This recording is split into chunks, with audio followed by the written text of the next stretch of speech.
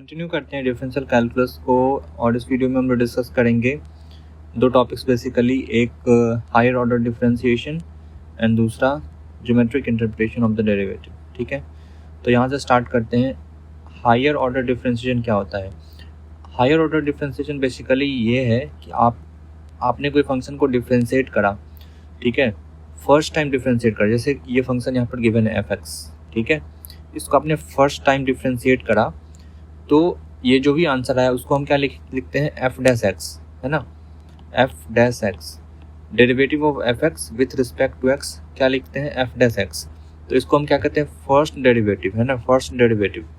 लेकिन F dash x भी कोई फंक्शन होगा एक्स का, जैसे यहाँ पर है। अब अगर हम इसे भी फिर से डिफ्रेंशिएट करते हैं तो सेकेंड टाइम में हम क्या लिखेंगे, एफ डबल डैश एक्स, ठीक है ना, इसका जो भी आंसर आएगा। तो हम कहेंगे second derivative of f x with respect to x, ठीक है। उसी तरह से अगर थर्ड टाइम डिफ्रेंशिएट करते हैं तो क्या लिखेंगे, एफ ट्रिपल डैश एक्स, बोलेंगे third derivative of f x with respect to x. अब हम एफ डैश एक्स को क्या लिख सकते हैं, क्या लिखते हैं, d y by D x लिखते हैं, है नहीं तो पता ही है। लेकिन एफ डबल डैश एक्स अगर है तो उसको हम क्या लिख सकते हैं, d two y by D x square, ठीक है ना। उसी तरह से एफ ट्रिपल डैश अगर हमने निकाला है तो इसको हम लिख सकते हैं d three y by D x square, ठीक है ना। बहुत सिंपल है, इसमें कुछ मतलब बहुत ज़्यादा बड़ा कॉन्सेप्ट नहीं है ना, सिंपल है, बस हमें ये ध्यान रखना है। ओके, अब क्या है, यहाँ पर एक क्वेश्चन है, y equals to a m a e to the power M x b e to the power minus M x. और इसमें हमें क्या प्रूव करना है, इसका डबल डेरिवेटिव, मतलब d two y by D x square कितना होता है, एम टू वाई के बराबर होता है ना। तो यहाँ पर देखते हैं y इक्वल्स टू, क्या क्वेश्चन है, y इक्वल्स टू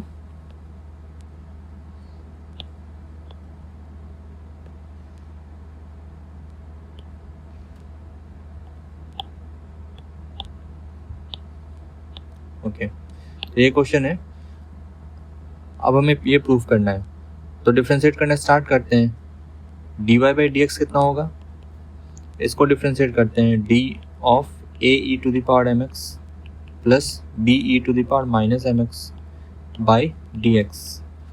तो हमें पता है यहाँ पर ए क्या कांस्टेंट है, ये ए कांस्टेंट है, यहाँ पर भी बी कांस्टेंट है, तो इसको हम बाहर ला सकते हैं। एंड यहाँ पर प्लस साइन से कनेक्टेड है तो हमें इंडिविजुअली डिफ्रेंशिएट करना है। ओके, तो हम डिफ्रेंशिएट क्या करेंगे, d a to the power M x by D x plus d b to the power d E to the power minus M x by D x. अब next step में क्या करते हैं, ए को बाहर ले आते हैं, d E to the power M x by D x plus d into ये हो गया b into d E to the power minus M x by D x, ठीक है ना।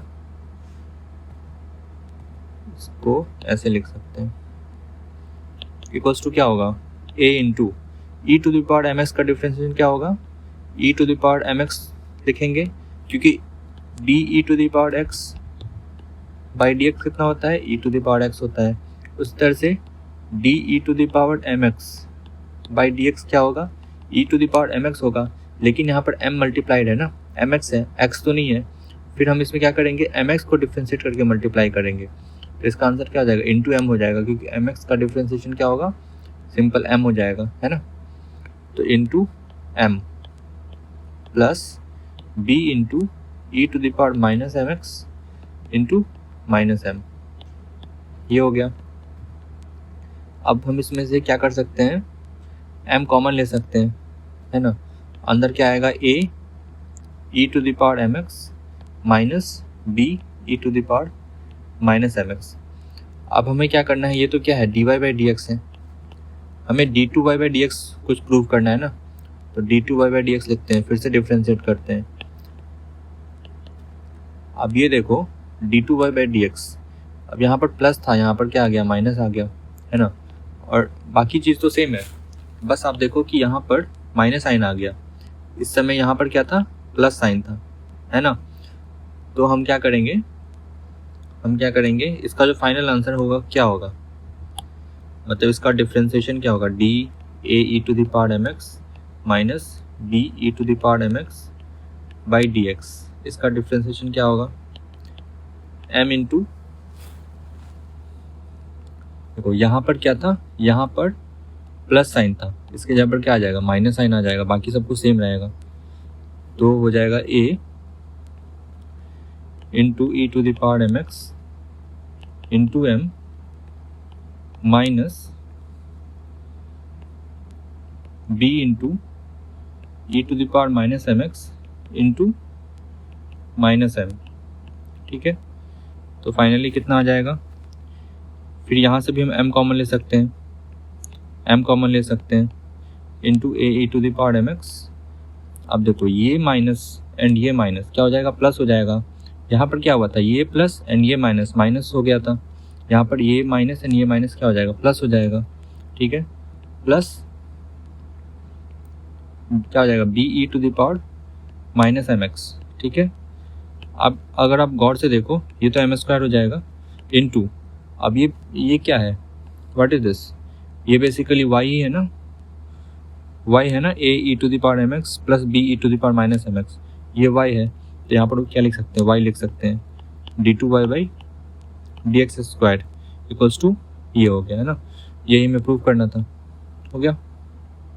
ठीक है ना, इसमें कुछ एक्स्ट्रा कुछ ये नहीं है, बस आपको फिर से डिफ्रेंशिएट कर देना। आपको एक बार डिफ्रेंशिएट करना आता है, फिर से डिफ्रेंशिएट कर दो, जो भी आंसर आया, जो भी फंक्शन आएगा, है ना, पहले बार डिफ्रेंशिएट करने के बाद। ठीक है, ये चीज़ हो गया। और दूसरा टॉपिक क्या है हमारे पास, geometric interpretation of the derivative. ठीक है, इसका मैंने थोड़ा सा पहले भी बात करा है। ठीक है, ट्राई करना, अगर समझ में आ जाए तो सही बात, अच्छी बात है। चलो, ये हो गया कोऑर्डिनेट सिस्टम, एक फंक्शन हमने लिख दिया। फिर एक हम यहाँ पर सर्कल बना रहे हैं। ओके, अब यहाँ पर ये क्या है, अगर ये एक सर्कल है तो ये क्या हो जाएगा, सर्कल का कॉर्ड हो जाएगा। ठीक है ना, हमें पता है कि सपोज दिस इज सर्कल, ये तो गोल बन गया, दिस इज सर्कल सपोज। तो ये क्या होता है, अगर सेंटर ऑफ सर्कल से पास करे, अगर this is the centre of the circle, तो क्या होगा, ये एक रेडियस हो जाएगा ना, ये एक रेडियस हो जाएगा। लेकिन अगर एक ये हो जाए, है ना, तो ये क्या होगा, ये होता है कॉर्ड।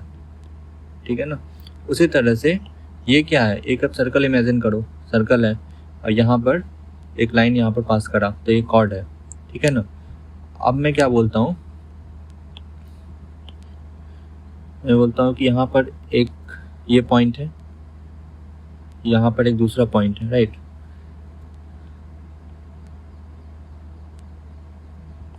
ओके, फिर यहाँ पर एक पॉइंट है,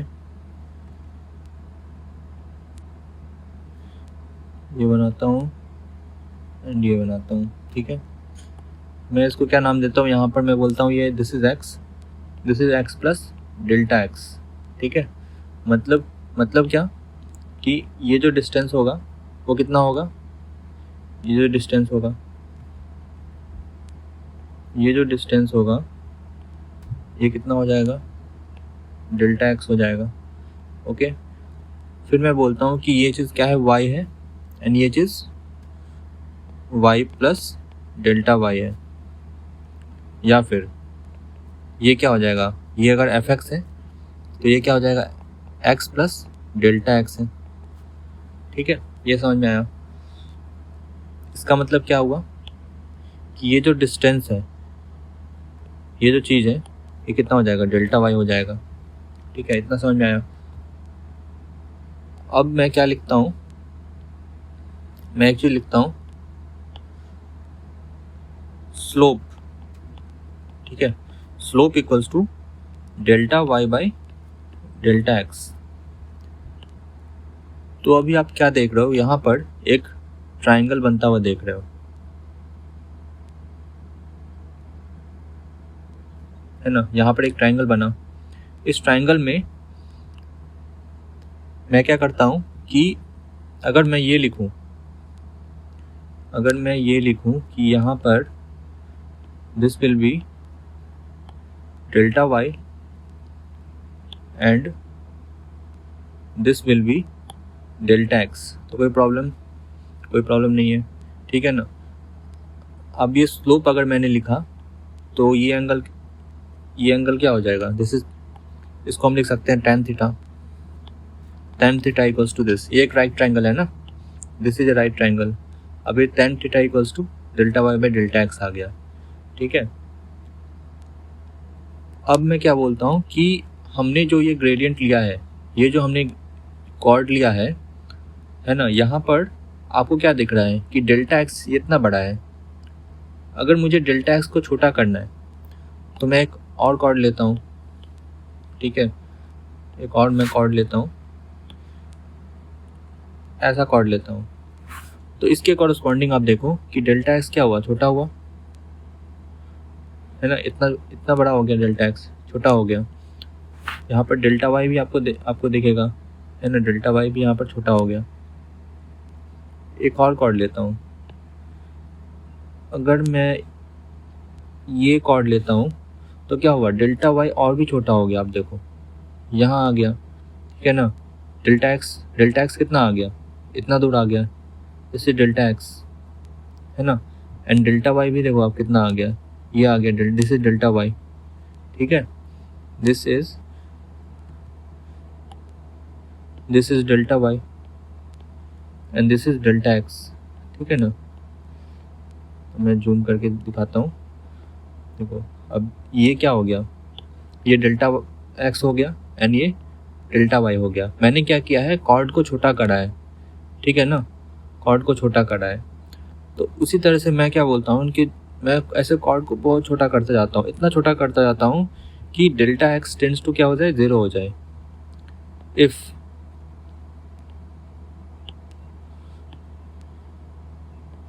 if delta x tends to 0 तो हम क्या बोलेंगे, slope equals to dy by D x हो जाएगा, है ना। या फिर हम ऐसे लिख सकते हैं,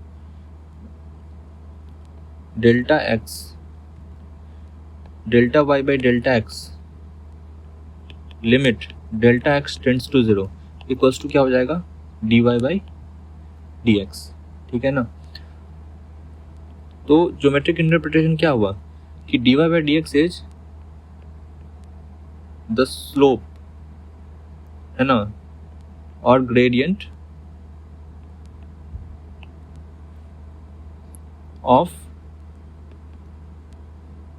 टेंजेंट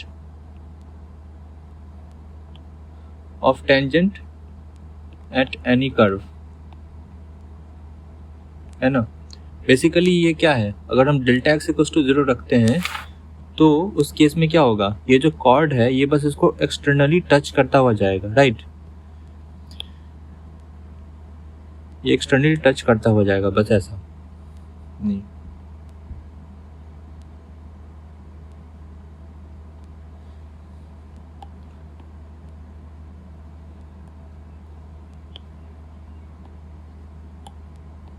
है ना, ये देखो ये क्या होगा, ये बस ऐसा कुछ टच करता हुआ जाएगा, है ना। तो इस केस में क्या हो जाएगा, उस केस में ये जो स्लोप होगा, यहाँ पर हम dy by delta y by delta x के टर्म्स में नहीं लिखेंगे, हम क्या लिखेंगे, dy बाई डी एक्स, है ना। जब भी हम dy बाई डी एक्स लिखते हैं इसका मतलब क्या है कि चेंज बहुत छोटा है ना, इतना छोटा है कि इसको बस ये जो कॉर्ड है इसको बस टच करता हुआ जा रहा है, ठीक है ना। तो this is the geometric interpretation of the derivative, ठीक है ना। यहाँ पर अब देखो, यहाँ पर सेम चीज़ लिखा है, लिमिट क्या है, डेल्टा एक्स टेंड्स टू 0 जब होता है तो delta y by delta x को क्या लिख सकते हैं, dy बाई डी एक्स लिख सकते हैं। And the derivative f x at a point x represent the slope और समटाइम्स कॉल्ड द ग्रेडियंट भी कहते हैं कभी, of the tangent to the curve. जैसे मैं टेंजेंट की बात कर रहा था तो ये क्या हो जाएगा, टेंजेंट हो जाएगा to the curve at this point, ठीक है ना। Okay, so this is the geometric interpretation. अब एक छोटा सा एग्जांपल यहाँ पर देख लेते हैं, y equals to 3x² minus 5x plus 4 है और इसका हमें ग्रेडियंट निकालने को बोल रहा है एट पॉइंट 1,2। तो सिंपल आपके पास क्या है, y equals to f x करके एक फंक्शन है, इसका आप क्या करो, डेरिवेटिव निकालो, इसका आप dy बाई डी एक्स निकालो। इसका dy बाई डी एक्स कितना हो जाएगा, 6x माइनस 5।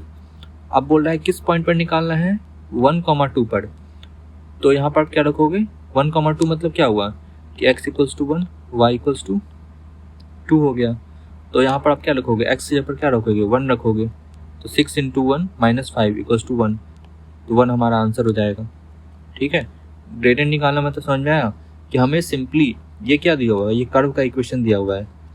जैसे कि ये जो कर्व है ना, ये इसका कुछ इक्वेशन रहा होगा, तो उसी तरह से यहाँ पर एक इक्वेशन दिया गया है कर्व का, इसका हमें डिफ्रेंशिएट करना है। तो डिफ्रेंशिएशन क्या आ जाएगा, 6x माइनस 5 आएगा। फिर इसका हमें ग्रेडियंट या स्लोप निकालना है 1,2 पर। तो जब भी 1,2 लिखा रहता है मतलब क्या कि x की वैल्यू 1, मतलब जो फर्स्ट में लिखा रहता है वो x की वैल्यू होती है। तो x की वैल्यू 1, y की वैल्यू 2। तो यहाँ पर हमें पता है कि ग्रेडियंट क्या आया, 6x माइनस 5 आया, तो हमें 1,2 पर निकालना है। तो x इक्वल्स टू 1 रखोगे आप, तो जो भी आंसर आएगा वो हमारा, ठीक है ना, ग्रेडियंट हो जाएगा कर्व का उस पॉइंट पर। ओके, अब फाइनली यहाँ पर कुछ समरी में वही है, मतलब जो फॉर्मूलेज हमने पढ़े हैं डिफरेंशिएशन के वो गिवन है यहाँ पर। तो ये आप प्रैक्टिस कर लेना, और इनफैक्ट क्वेश्चन प्रैक्टिस के बाद आपको है ना अल्टीमेटली मतलब बाय डिफ़ॉल्ट माइंड में सेट हो जाएगा ना, ये सब चीज़ें याद करने की ज़रूरत नहीं है। अब ये सब जो हम यूज़ करते आ रहे हैं ना, ये दोबारा से रिपीट करा गया है। जो रूल्स है ना, जैसे कांस्टेंट को हम बाहर रखते हैं, अगर प्लस या माइनस साइन से कनेक्टेड है तो इंडिविजुअली डिफ्रेंशिएट करते हैं। अगर प्रोडक्ट में है तो हम पहले इसको एज इट इज़ रखते हैं, इसको डिफ्रेंशिएट करते हैं, प्लस इसको एज इट इज़ रखते हैं, इसको डिफ्रेंशिएट करते हैं। फिर डिवीज़न वाला चीज़ है ना, कोशेंट ऑफ ए फंक्शन वाला, फिर फंक्शन ऑफ ए फंक्शन वाले भी हम देख चुके हैं। ठीक है ना, तो यहाँ तक हो गया। एंड नेक्स्ट वीडियो में हम लोग डिस्कस करेंगे एप्लीकेशंस ऑफ डिफरेंशियल कैलकुलस। ठीक है।